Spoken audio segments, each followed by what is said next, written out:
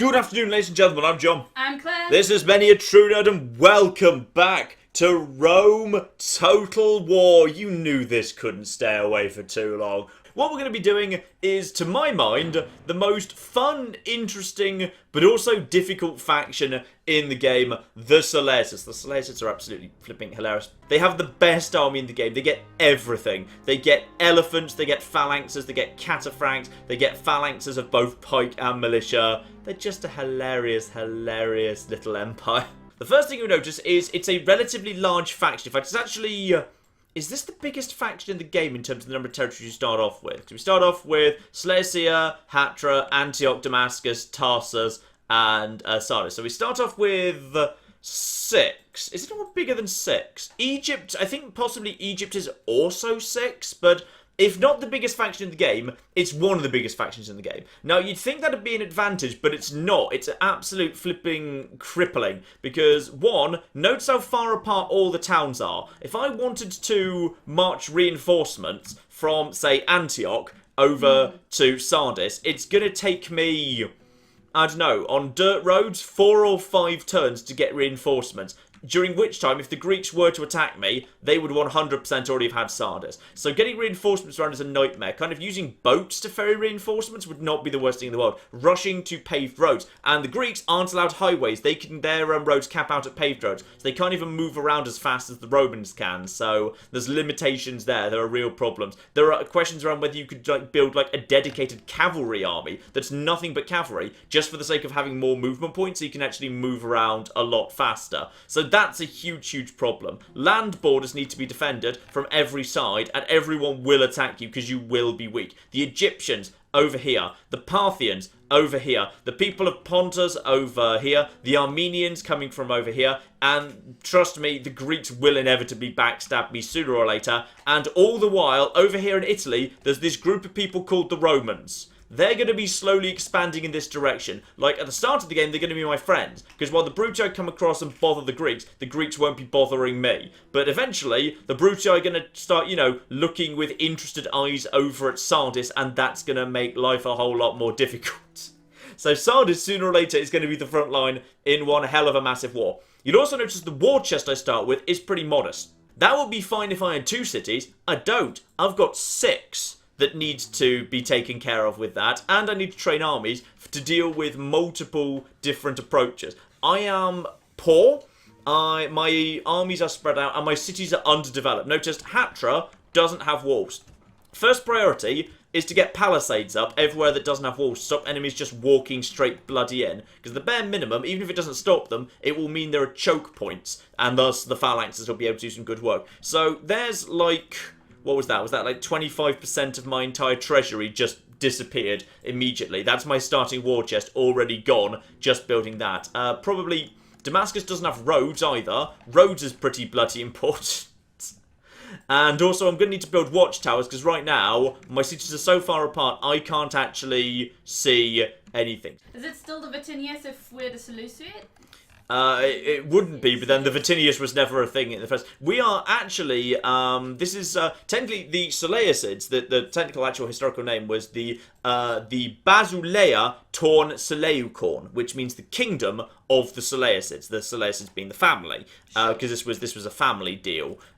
So I suppose technically we are the Basileus, which is the king, i.e. the Basileus is the king of the Basileia, the kingdom. Sure. And this was a Basileia, that was literally its name. So I suppose we are not the Vatinius, we are the Basileus. So glory to the Basileus. Now, let's talk also briefly about more things that make the Seleucid campaign difficult to get going in, aside from the fact that I've already spent half my war chest just on basics like roads and things. You remember how, say, if you're playing as the Brutii, there's, I think it's Apollonia, right over here. There's a nice, easy, rebel settlement with nothing in it. And if you're playing as the Julii, there's a nice, I think it's Arretium perhaps, it's just a nice, easy to grab town over here. Just, up for grabs, to be honest.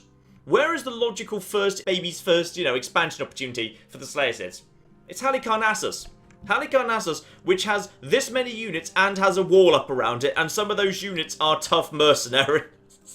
Because, of course, it's guarding a wonder of the ancient world. So, yeah, basically, there's not an obvious place to expand to immediately, which is a problem. Let's get the map filled out, by the way. I'm just going to quickly hope these guys will actually trade with me, because I desperately need money. Yep, and Egypt will trade with me, and if I'm very lucky, they'll trade map information for map information. Okay, good. They're happy to do that. Fine. So that lets me see what's going on a bit better in the world. So now, thanks to the fact that in Rome, yeah, you could just basically hover with a held right click. I can always see what's going on down here. So we can now see the Egyptian cities, who will probably be attacking me in about 2 minutes. And let me tell you the tale of the actual historical Seleucids. The Seleucids, this is all real history. Well, it's slightly dodgy history, but I'll fill in the blanks as best I can. The Seleucids were a real empire that existed between about 300 BC and 100 BC. So right now it's 270 BC in the game. So this is not the Seleucids at their height. Basically, Alexander the Great, let's look at the mini-map down here. Alexander the Great started over here. Then he said, I want all of this to be mine. And broadly, all of this over here was his. Then he died, weirdly young. Possibly he was assassinated. Possibly he was just an alcoholic and got a bit unlucky. History isn't really 100% sure on that one. So basically, he just went and did that. And then there was this guy who basically said, hey guys, should we come up with a nice sensible way of like managing this territory so it doesn't horribly collapse into civil war? That guy was assassinated after about 2 weeks. And everyone got into the business of fighting massive civil wars against each other, dividing up land and ultimately stabbing each other in the back. There was a lot of violence. A lot of violence. Okay, there wasn't that much violence. There were a few minor civil wars. They weren't actually that big, to be honest. But yeah, there was one guy. I think his name was it Periandros? I can't remember his name now. The one guy who was, yeah, kind of one of Alexander's senior commanders said, hey guys, let's all manage this sensibly. Everyone's like, nah, stab you in the back, stab you in the back, stab you in the back. And one of the people who stabbed that guy in the back was a cavalry commander by the name of Seleucus. Woo! That's where our guy comes in. He was a senior cavalry commander of Alexander the Great, and he stabbed his former commander in the back for the sake of seizing power, basically. Now, the nice thing that he basically had this idea about was large number of Alexander's followers were really obsessed with taking over, you know, Macedonia, which left very big areas of modern-day Turkey, the Near East, and the Middle East up for grabs. Where basically Seleucus said, I'll just have all of that, thank you very much. And it's rather odd, because he's kind of the empire history forgot. Because he actually took his empire all the way out to India. He went as far as Alexander the Great did, and he actually went up to India, started wrecking their shit, and the Indians were like, will you please stop wrecking our shit? And he said, pay me and I'll stop wrecking your shit. And the Indians said, we'll give you 500 elephants if you'll just go away. And he said, oh, I'll have 500 elephants. And he went away. That's pretty much how it happened. Which is why, historically, actually, the Seleucids did actually have elephants. They were important, and why the Seleucids are actually allowed to train elephants. They're one of the only factions in the game that's allowed to train elephants. I think it's them and the Carthaginians, possibly the Numidians, are the only ones who are allowed to do it. And the Numidians only get to do it because they just straight up steal the entire army, pretty much, of the Carthaginians. They're just pretty much copy-paste, just with different colour uniforms. So, they actually get elephants, which is why they get to train elephants and have elephants in this game, which is really, really damn cool, I think. It's a really nice historical touch, because they actually did have elephants. They didn't actually have them. In fact, I'm not sure historically whether it's true that, like, you know, in the area around modern-day Syria, there were ever wild elephants that were actually, like, captured and trained into war beasts. I think that's just a bit of a nicety created by the fact that, yeah, they were literally given elephants by the Indians to go away. And instead, yes, this is kind of a period after, well, the timeline's a bit off, but basically the Seleucids basically started falling apart because new factions started showing up. In particular, the Parthians, who are here and represented and present and correct. They basically kicked the Seleucids, their territory used to go way more over to the east than are represented on this map, but the Parthians kicked them out of that.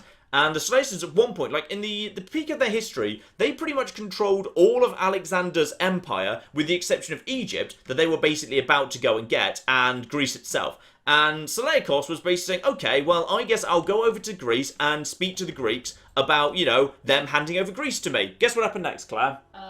That didn't work out. He immediately got stabbed in the back. Literally, the moment he stepped ashore in Greece, basically he was stabbed. Yeah. He was stabbed in the back a few times. And then he had a son called Antiochus, and he had a son called Antiochus, and he had a son. There were a lot of Antiochuses. At this point, the history of Seleucid is the history of blokes called Antiochus. By the time Seleucia completely collapsed, basically, we were up to Antiochus the 12th, of which only one. This was in 200 years. In 200 years, wow, they got. Someone was busy. Well, remember, kings don't live their entire lives. Some of them That is died in true. battle. So over about 200 years, they got through 12 blokes called Antiochus running the place, and only one of them was any good. Antiochus III, who was Antiochus the Great, as history doesn't really remember, because as I say, history just doesn't really bother remembering anything about the Seleucids. But one of them was vaguely competent, and Seleucus himself was pretty damn competent. But other than those two, they weren't very good. So in the end, though they won some good victories against the Egyptians, eventually they got the arse handed to them by the Parthians. Then the Armenians came down and stamped on them for a bit.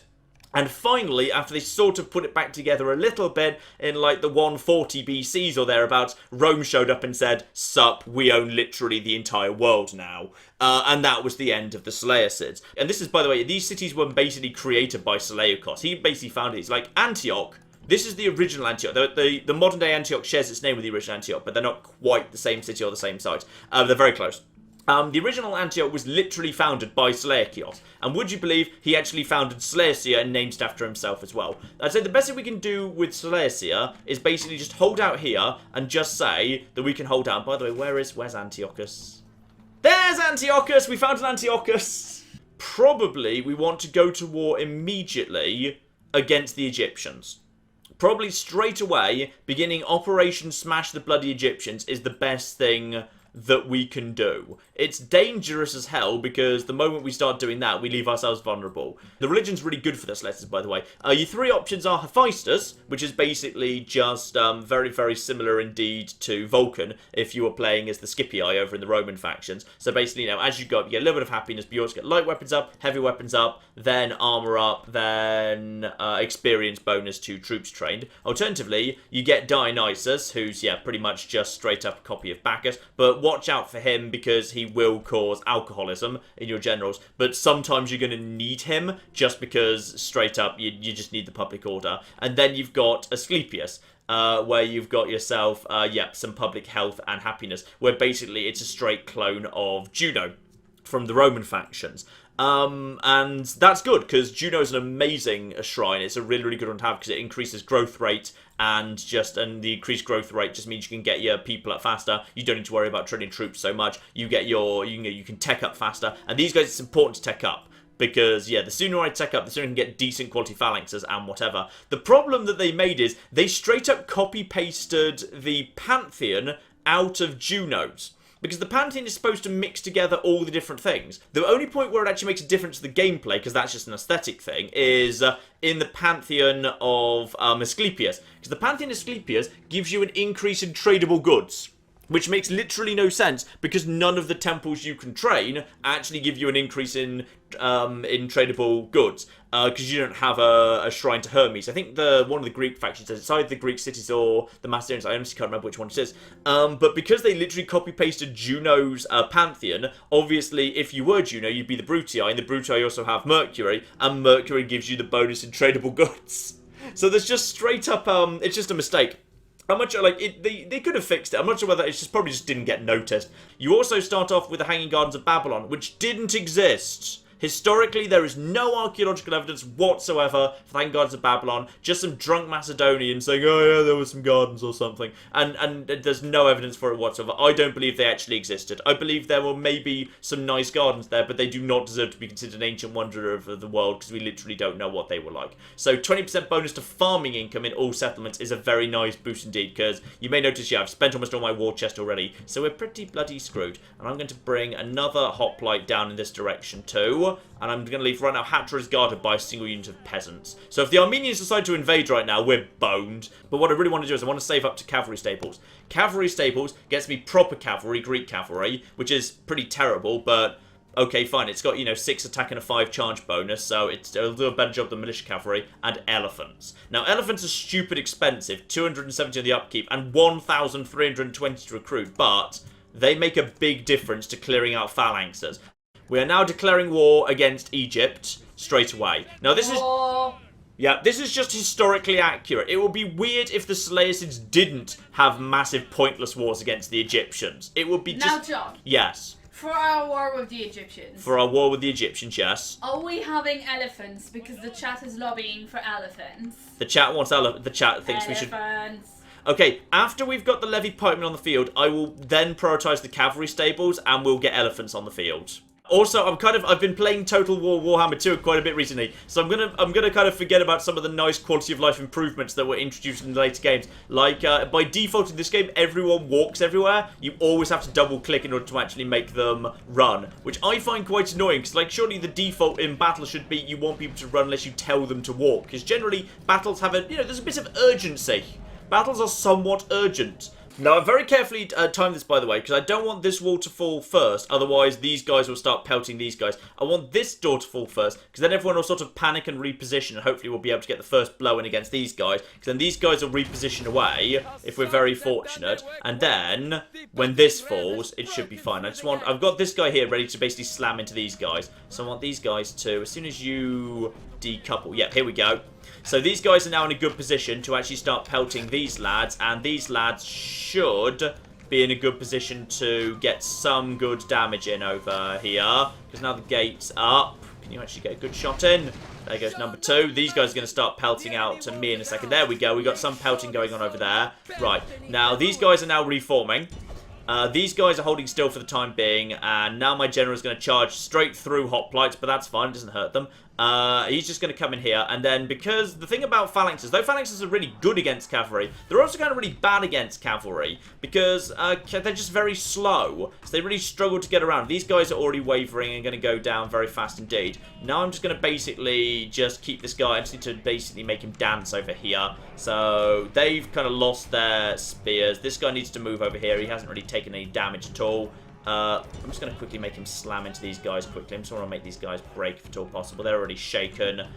These guys are now... Hang on, just get back out. Yeah, luckily, phalanxes kind of break a fair bit of the time. Their spears just disappear and they go over to short swords. So right now, this guy's already wavering. I want him to break. These guys are eager.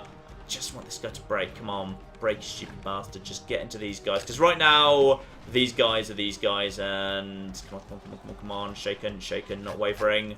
Screw it, I'm just going to back out. I'm a bit too close to spears. And yeah, there's a risk the spear's going to come down any second. And if my general gets caught in the middle of that, that would be bad. So I'm just going to get my general out of there right now. But that's fine because I'm now going to bring this guy over to here.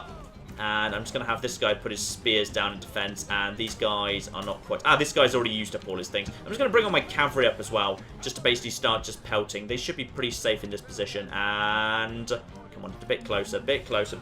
Come on. This is actually what I want exactly right here, which is all of these going in right over here. These guys are going to do maybe like, yeah, they've killed like one person, but it barely even matters. And now we can just get loads of good hits in on these guys. They're already starting to suffer badly. These guys are just coming through here. These are just basically idiot magnets. They're just drawing the attention. Phalanxes are interesting, of course, because, yeah, phalanxes are slow moving. I just need to watch this guy to make sure he doesn't run into trouble, by the way. What's up here, by the way? There's nothing up here but skirmishers. I'm going to try and pull them off by basically sending my general round to kill the only unit that's actually on the plaza. Because that might actually work pretty nicely. Because that will force them to pull back. There we go. In it comes. Just a shower of missiles. Going to start getting these guys down. My general is just doing an excellent job versus these guys. He's taking surprisingly large amounts of damage here. I think they're just continuing to throw. Just make sure I think we just lost our faction leader there. Great. So it's fine. That's fine. As I say, we've got 12 Antiochuses to work our way through. So this is Antiochus is dead. Long live Antiochus. This was historically accurate. That was historically accurate because Antiochus needed to die. Damn it! I was really hoping that wouldn't happen. Yeah, that's one Antiochus down. Keep an eye on that. If we lose 11 more Antiochuses, then we officially have to end the run. Let's go on, finish him off. At least kind of, get some flipping... I mean, I also should remember, the Greek bodyguards are the worst in the game. Like, especially pre-Marin reforms, they're dreadful. So I should have remembered that. They can't be relied upon at all. So I should not have sent that guy forward. And it's a valuable lesson learned. Do not send your flipping faction leader straight ahead. Still, 600 kills to 100, and we actually take a town of the Egyptians, which I will take. So that's good. I'm well aware Antiochus died. You need to rub it in. I should probably just go with what I've got. I wish I had more mercenaries to buy. I've only got 2 phalanxes, which doesn't feel like much, to be honest. Coward save. I'm going to go in and have a little poke and see whether you want to actually fight or not. So the starting army is just going to be 2 bowmen and 2 really flimsy Nubian spearmen. Albeit defense of 8, they're not that flimsy. So I just need to basically, need to use my cavalry to chase those guys, or chase off the archers. And then I just need to basically just surround and circle and cause a mass break there. Then this guy's showing up with 3 slingers. Again, I need to use my cavalry advantage to chase them off. And when I say cavalry advantage, just don't use the factionaire. Don't use the factionaire at all. Just leave him safely behind the lines. It'll be fine. I think we can handle this. Oh, flip. They're on top of a cocking hill. On a giant sand dune. It's not what I wanted to see. Right, well, this is going to go well then. Okay, this is going to be more difficult than I thought it was going to be. Eastern Mercenaries, the bare minimum, they can absorb the... Wait, hang on. No! Claire, we're pre-Marius. We're pre-Marius. Okay. What's that mean? The Egyptian general is a chariot. Okay. That means if he can be made to touch this line of spears, he will melt like butter. Butter in a hot knife that's spent a while in the microwave. Don't put knives in the microwave, people. I meant butter, but yes, don't do that either. The other men are coming from this direction. Okay, I think I know what we need to do. Everyone just reposition over to here. We're completely ignoring these guys, and we're going for these guys instead. So everyone do that, and you lot are out of your... No, you two, out of your thing, and then everybody just start running. So everybody run. At this point, yeah, this is now going to work. We can ignore those guys on top of the hill, because they, defending, are just going to basically stay perfectly still over there.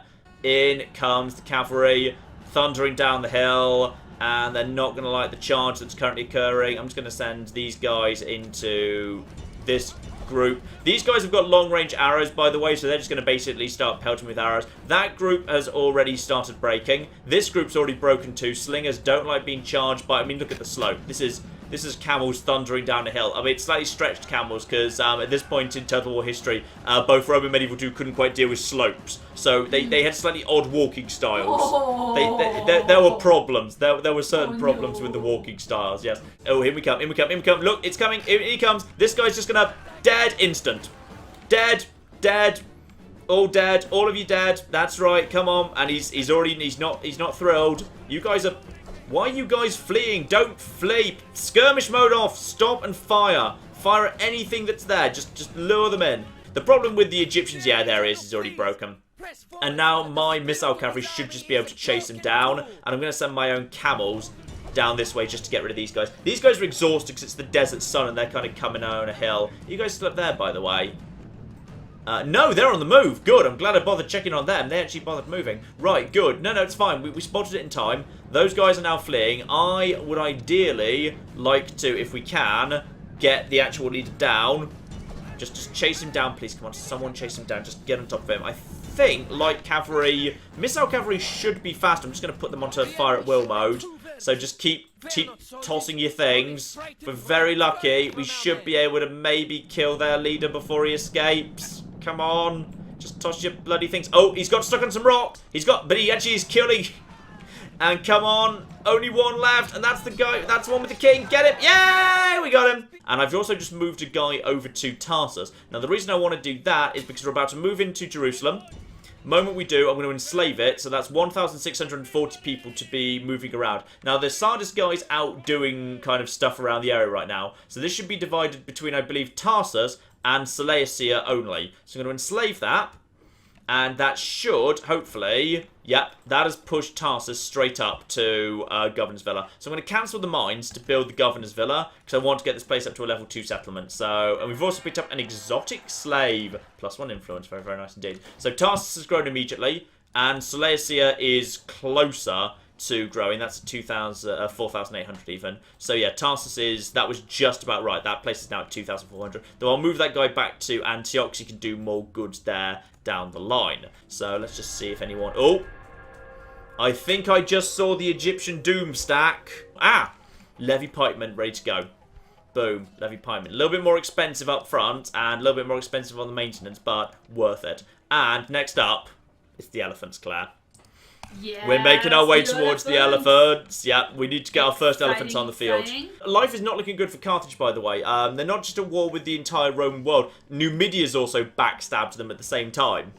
Which is generally a good sign the Carthaginian faction's going to not do very well this game. Like, they really need to either stay friends or stay allied with Numidia, like, if they want to have a chance of staying in the game. Otherwise, they will just be steamrolled by the Scipii. Now, at this point, these guys are potentially ready to actually put us under siege. They're bringing two family members, quite a few archers, which is interesting, some peasants, bunch of peltasts. Not actually that much of a big front line.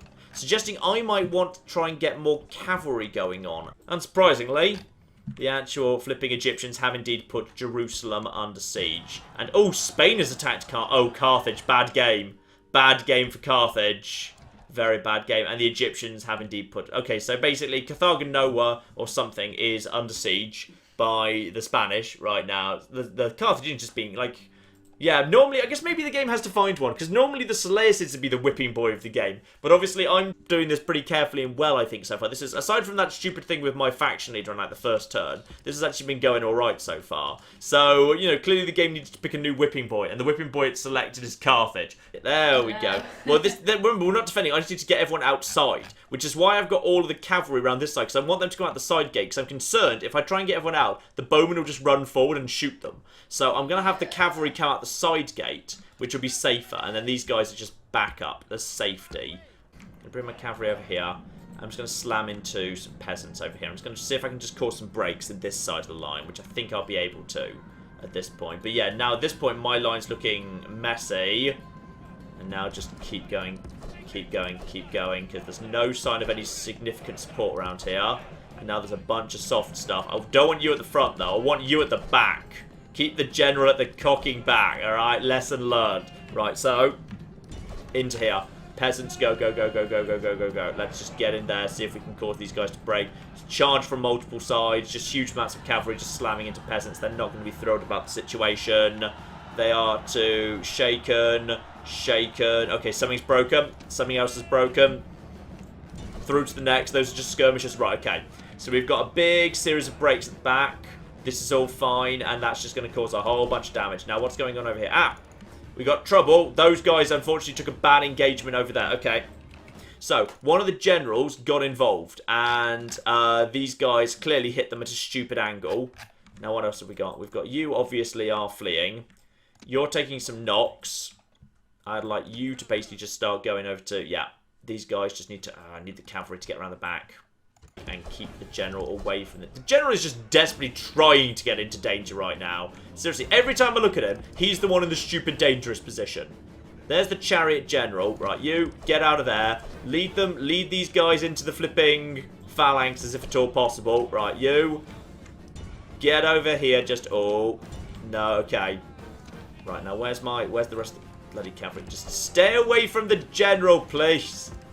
One of you's already broken, which is fine. Generals do a very, very good job around all of this. Right, and you need to go over here. Oh, I think we just managed to kill one of their generals, because I think he just managed to get himself stuck on one of these phalanxes. Yeah, there we go. And also the Egyptian chariot general, one of them is now fleeing. Now we just need to turn our attention over here. But you can see, like, if they just work around you, you can actually... Chariot generals can...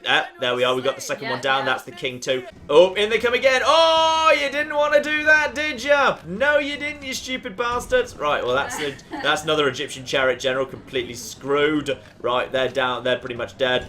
Now I just need to get these guys out of the way, please. Now, this is really scruffy. This fight's just gone everywhere. This fight's just gone all over the shop at this point, and we're running low on cavalry.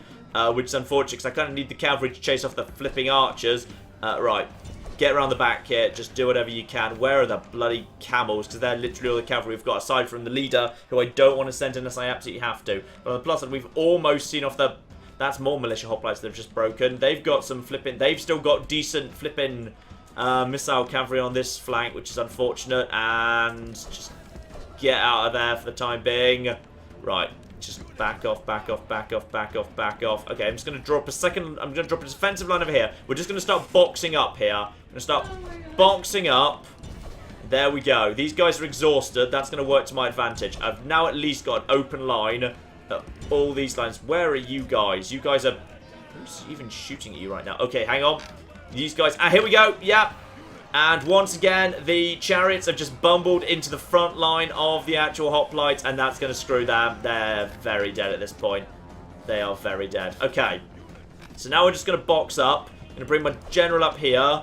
These guys are now falling apart over there. You guys have still got just a handful of javelins tossing. This has been one hell of a scruffy fight, but these are basic militia troops. They do break, and chariots will very easily just fall apart. What's even this over here? That's peasants and there's some bowmen. I think they're backing out at this point. You know, it really worries me that clearly the Armenians have already been this far down south and laid a watchtower.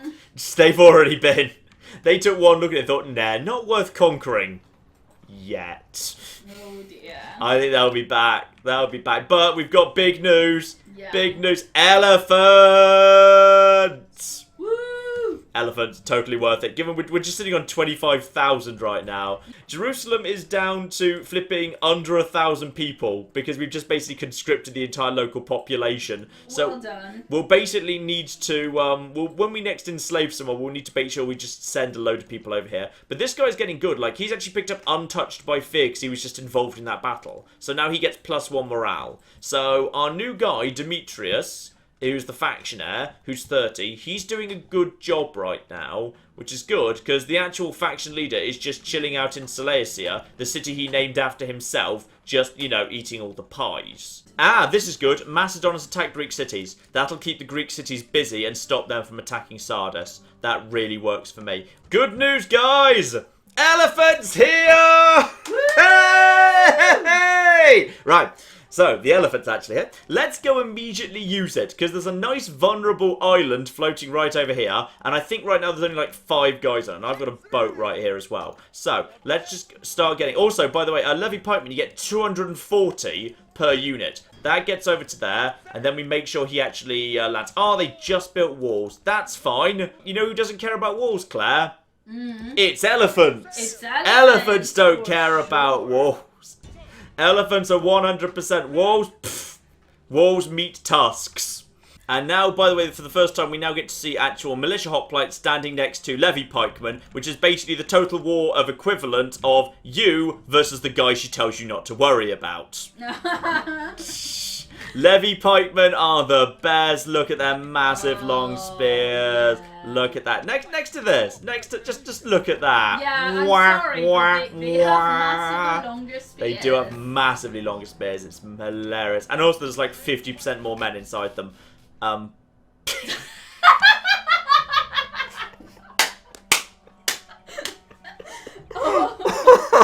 that was amazing.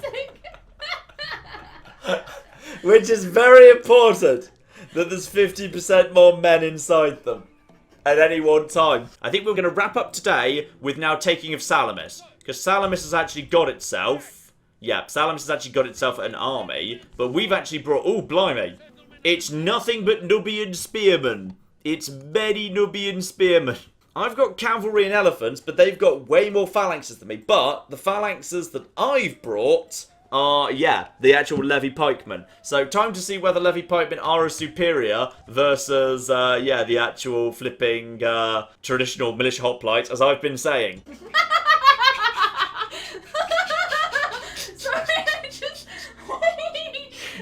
This guy's enjoying that. This guy's enjoying his elephant a bit too much. Oh my god, no.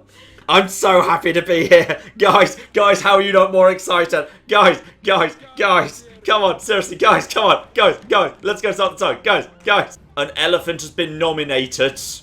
This elephant will be the one who does the knocking down. This is the in-elephant view. Inner elephant view there. Oh yeah, we go. This is perfect. Go, elephant, go. That is not the most comfortable way to sit on an elephant. Like, I'm sure you'd go side saddle. These levy pikemen should be able to walk in, and just because they're long spears, they should be able to basically... We should see, like, how effective pikemen are against actual these guys. So this is 240 versus 109. So it's this unit down here for 240, and these guys have 109. And now we're sort of wiggling our spears a bit, which doesn't help. There we go. So 109, 105, 103...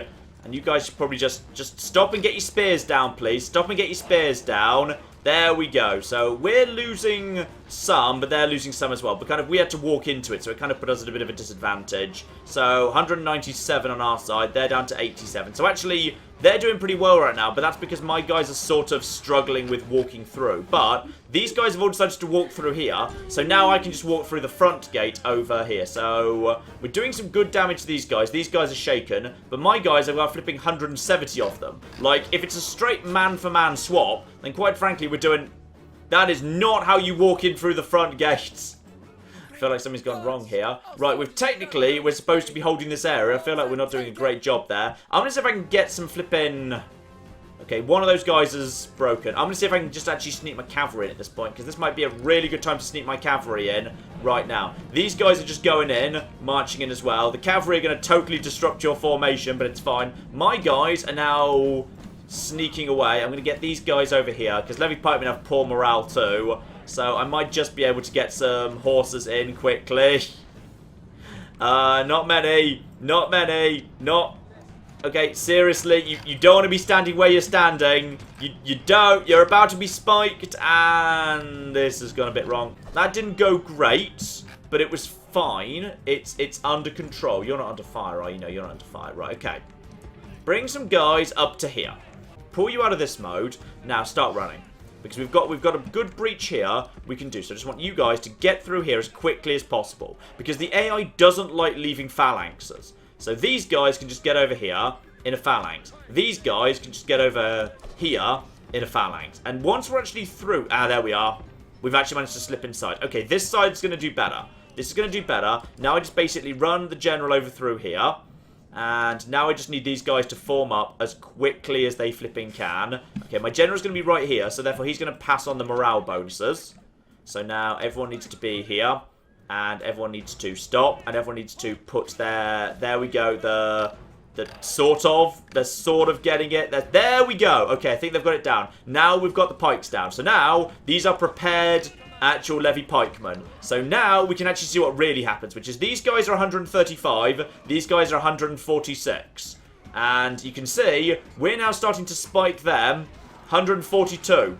137, 136, 134, 131, 130, 129, 126, 22, 21. How much are we taking? Not that much at all. They've managed to push in a little bit, but we are doing better than them. And this means now we can start closing the trap, because these guys, any minute now, are going to start... They're just going to wander around here. Then we can start getting around the back of them. Some of them have started... These guys started to route into flipping prepared pikemen. Bad idea. These guys are now... this is...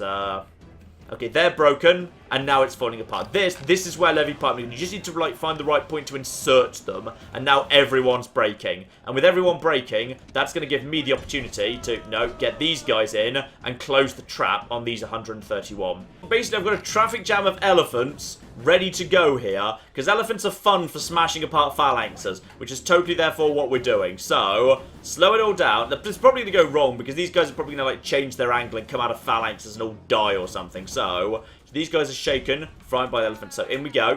In we go. Yep, they're changing their stupid angles. Just get your spears down. Please get the spears down.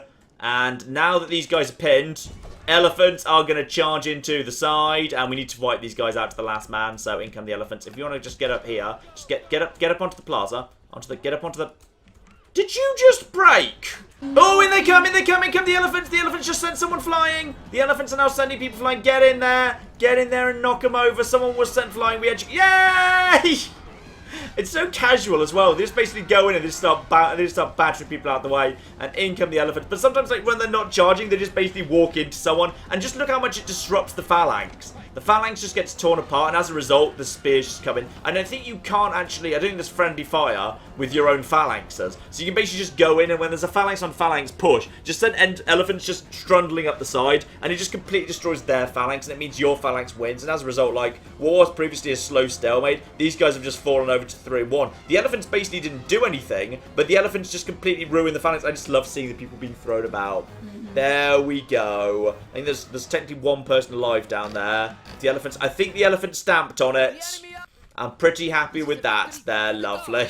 Alright, ladies and gentlemen, it's probably time for us to call things right there.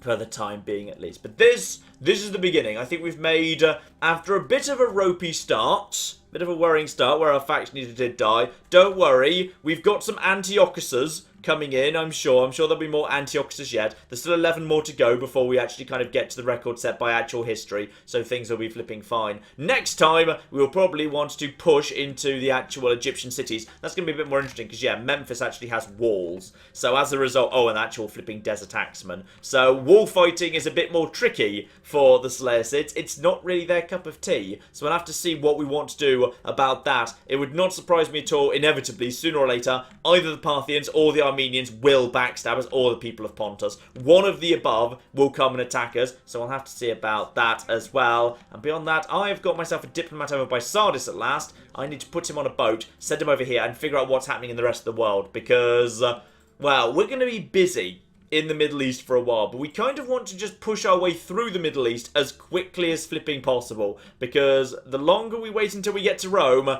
the more powerful the three Roman families are going to be. But in the meantime, I've been John. I've been Claire. This has been Many a True Nerd, and thank you all for joining us for the start of the Rome Total War Seleucid Very Hard campaign. Join us back here in 2 weeks. Thank you very much, and goodbye. Goodbye. This is the face of death. Okay, this is what my sudden death looks like. Do not engage before we arrive. Do not engage. What are you doing? I specifically said don't. Oh, no. No, John. Oh, he likes that.